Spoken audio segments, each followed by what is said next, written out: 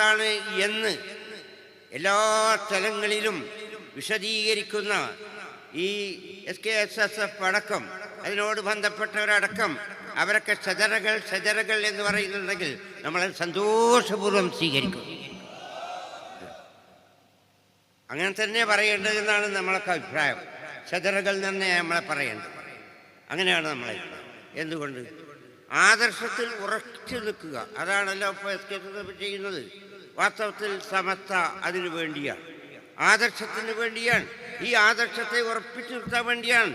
സമത്വയുടെ ആദർശമാണ് SKSSFിൻ്റെ ആദർശം. സമത്വയുടെ ആദർശം എന്ന് പറയുന്നത് അഹ്ലുസുന്നത്ത് വൽ ജമാഅത്ത. ആ അഹ്ലുസുന്നത്ത് വൽ ജമാഅത്ത് എന്നതാണ് യഥാർത്ഥ ദീൻ എന്ന് പറയുന്നത്. അങ്ങനെ പ്രവാചകൻ സല്ലല്ലാഹു അലൈഹി വസല്ലം നമ്മെ പഠിപ്പിച്ചത്. അതാണ് നമ്മുടെ ആദർശം. SKSSFിൻ്റെ ആദർശവും സമത്വയുടെ ആദർശവും സത്യവിശ്വാസികളുടെ ആദർശം, യഥാർത്ഥ ആദർശം അത് തന്നെയാണ്. അതിൻ്റെ സംരക്ഷണമാണ് കഴിഞ്ഞ കാല മഹാരഥന്മാർ നിർവഹിച്ചത്. ഓരോ കാലത്തും ചിലപ്പോൾ നേർക്കുനേരെയുള്ള ശത്രുക്കൾ ഉണ്ടാവും, ചിലപ്പോൾ ഉള്ളിൽ നിന്നുള്ള ശത്രുക്കൾ ഉണ്ടാവും. ശത്രുക്കളുടെ രൂപങ്ങൾ പലതാണല്ലോ.